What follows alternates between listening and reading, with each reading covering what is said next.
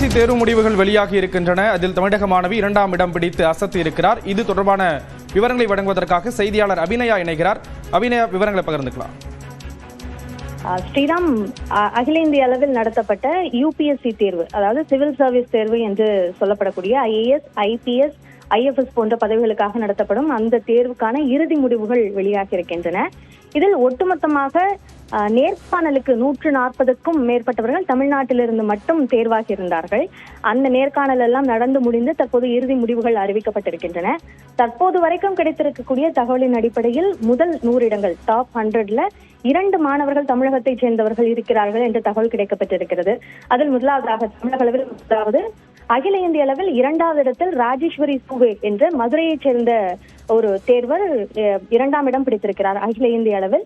அவர் தற்போது TNPSC மூலமாக நடத்தப்படும் தேர்வு மூலமாக தேர்வாகி துணை ஆட்சியர், அதாவது டெப்யூட்டி கலெக்டராக திண்டுக்கல்லில் பணியாற்றக்கூடிய ஒரு ட்ரெயினி ஆபீசராக இருக்கிறார். அவர் இந்த யுபிஎஸ்சி தேர்வை சைட் பை சைடு அதற்காக அவர் தயாராகி எழுதி தற்போது அகில இந்திய அளவில் 2ஆம் இடம் பிடித்திருக்கிறார் என்பது முக்கியமாக கவனிக்கத்தக்க ஒன்று. மற்றொரு மாணவர் 7வது இடம், அகில இந்திய அளவில் 7வது இடம். அவர் பெயர் ராஜா மொய்தீன். அவர் சென்னையை சேர்ந்தவர்.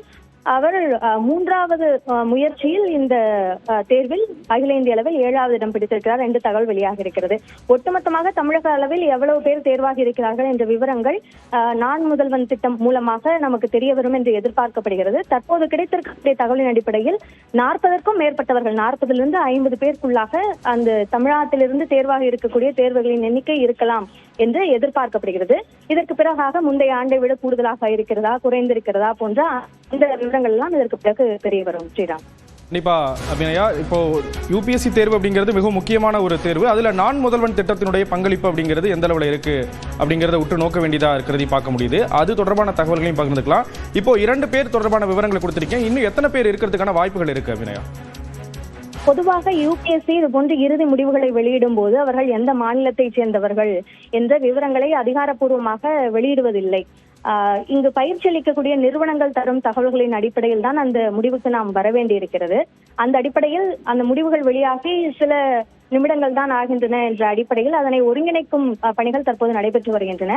கடந்த சில ஆண்டுகளாக நான் முதல்வன் அமைப்பு, அதாவது அரசாங்கம் தரப்பில் இந்த நான் முதல்வன் திட்டம் செயல்படுத்தப்படுகிறது. அதன் அடிப்படையில் அண்ணா மேலாண்மை நிறுவனம், அதாவது IAS, IPS படிப்புகளுக்காக பயிற்சி அளிக்கக்கூடிய அரசு நிறுவனமான அவர்கள் நான் முதல்வன் திட்டத்தின் கீழாக வருகிறார்கள். அந்த திட்டத்தின் கீழ் தான் உதவித்தொகை மூலமாக அவர்களுக்கு உதவி அளித்து இது போன்ற தேர்வுகளுக்கு தயாராகுவதற்கு உதவும் ஒரு திட்டமாக அது செயல்படுத்தப்பட்டு வருகிறது.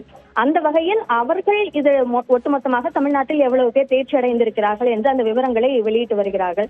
எனவே அவர்கள் இந்த ஒருங்கிணைப்பு பணிகள் எல்லாம் முடித்த பிறகாக எவ்வளவு பேர் தமிழ்நாட்டிலிருந்து தேர்வாகி இருக்கிறார்கள் என்ற அந்த எண்ணிக்கை நமக்கு தெரிய வரும். அதே போல அந்த திட்டம் மூலமாக உதவித்தொகை பெறுவதன் மூலம் கூடுதலான நிதியுதவி கிடைத்து, ஏனென்றால் அதற்காக உதவித்தொகைக்காக தனியாக ஒரு தேர்வு நடத்தப்பட்டு மாணவர்களுக்கு ஒவ்வொரு மாதமும் அவர்களுக்கு அந்த ஊக்கத்தொகை என்பது அளிக்கப்பட்டு அவர்களுக்கான பயிற்சியும் வழங்கப்படுகிறது. அந்த அடிப்படையில் இந்த நான் முதல்வன் திட்டம் அந்த யுபிஎஸ்சி தேர்வுகளுக்கு தயாராகுபவர்களுக்கு உதவிகரமாக இருக்கிறது என்று இதற்கு முன்பாக அதன் மூலம் பலன் பெற்ற தேர்வர்கள் பேட்டி அளித்திருக்கிறார்கள்.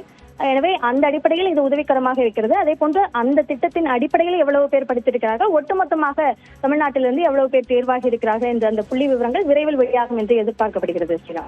விவரங்களை வழங்கியதற்கு நன்றி அபிநயா.